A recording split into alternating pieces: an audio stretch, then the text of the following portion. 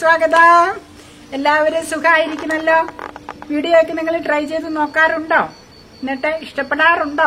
ഇഷ്ടപ്പെടുകയാണെങ്കിൽ അത് ലൈക്ക് ചെയ്യണം. പതിവ് പോലെ അഭിപ്രായങ്ങൾ പറയണം കേട്ടോ. കമന്റ് ബോക്സിലെ അറിയിക്കണം. ഇന്ന് കേവലം ഒരു അരമണിക്കൂർ കൊണ്ട് തയ്യാറാക്കാൻ പറ്റിയ ഒരു ഉലർത്തുകറിയാണ് ചെയ്യുന്നത്. കറി എന്ന് പറയണ്ട, ഒരു ഉലർത്ത. അതായത് നമ്മുടെ ചെറുപയറ്, പച്ച നിറത്തിലുള്ള പയർ, അതിനെ എണ്ണപ്പയറെന്ന് പറയും, ചെറുപയറെന്നും പറയും.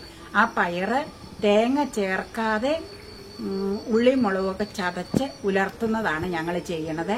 പയറൊരു 10-20 മിനിറ്റ് വെള്ളത്തിൽ ഇട്ടേച്ച് നമ്മളത് വേവിച്ച് കഴിഞ്ഞാൽ വേഗം 2 വിസിലടിച്ചു കഴിഞ്ഞാൽ, കുക്കറിൽ 2 വിസിലടിച്ചു കഴിഞ്ഞാൽ അത് വെന്ത് കിട്ടും. അപ്പം ഞങ്ങൾ അങ്ങനെയാണ് ഇന്നിവിടെ തയ്യാറാക്കുന്നത്.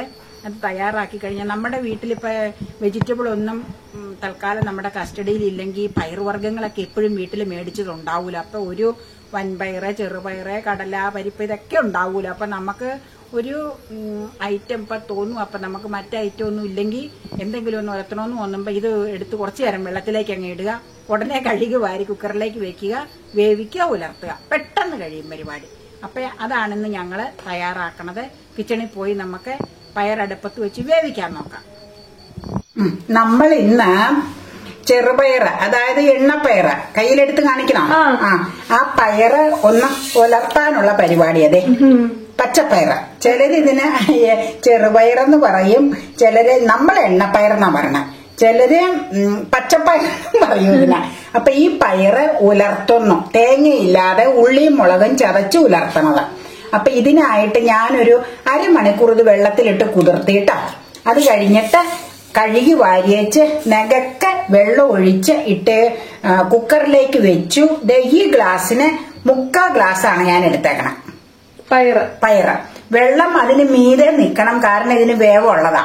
കൂടുതൽ സമയം കുതിർത്തിയ 1-2 വിസിൽ കൊണ്ട് വേവ് പാകാവും. ഇതിപ്പോ നമുക്ക് അരമണിക്കൂറെ കുതിർത്തിയിട്ടുള്ളൊരു 4 വിസിൽ അടുപ്പിക്കാം. പല പ്രാവശ്യം കിട്ടുന്ന പയറിനും പല വേവായിരിക്കും.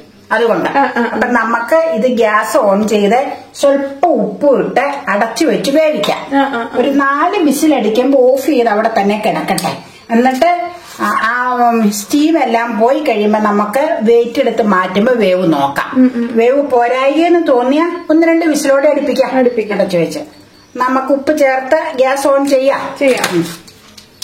ഇത് പെട്ടെന്ന് തയ്യാറാക്കാം. ഈ പച്ചക്കറിയൊന്നും നമുക്ക് കസ്റ്റഡിയിൽ ഇരിപ്പില്ലെങ്കിൽ പയറൊക്കെ എപ്പോഴും വീടുകളിൽ ഉണ്ടാവൂലോ. അപ്പൊ പെട്ടെന്ന് ഉലർത്തുകറിക്ക് വേണ്ടി തയ്യാറാക്കി എടുക്കാവുന്നതാണ്.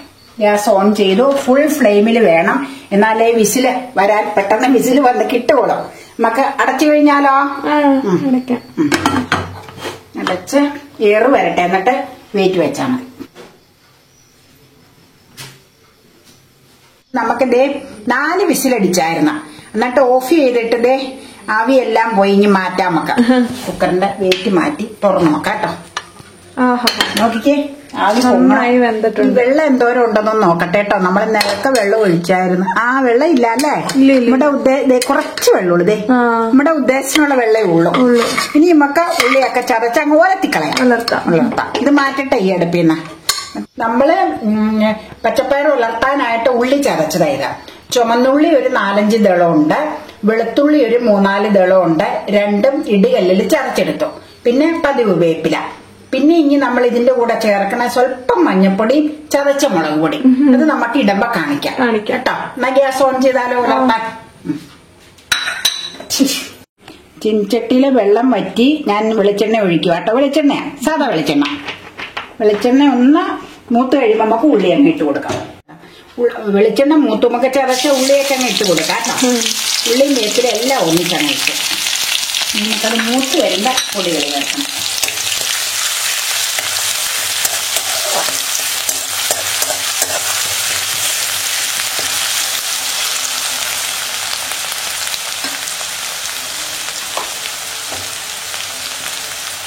നമ്മൾ മുളകിടുക.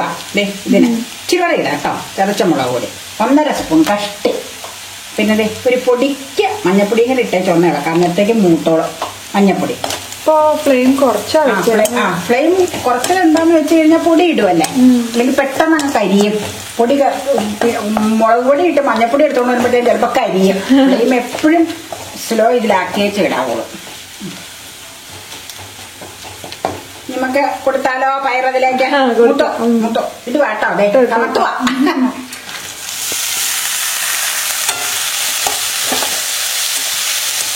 മിക്സ് ചെയ്തെടുക്കണം, നന്നായിട്ട് മിക്സ് ചെയ്യണം. എരിവിലേക്ക് എരിവും ഉള്ളിയൊക്കെ വെക്കണം. എന്നിട്ട് മിക്സ് ചെയ്ത് ഒന്ന് ചൂടായി കഴിയുമ്പോൾ ഫ്ലെയിം ഓഫ് ചെയ്യാം കേട്ടോ. ഇനി ഫ്ലെയിം അങ്ങ് കൂട്ടാൻ നോക്കാം. ഇച്ചിരി വെള്ളം അതിലുണ്ടല്ലോ, അതങ്ങ് വറ്റി കിട്ടണ്ടേ ഇതിനു വേണ്ടി.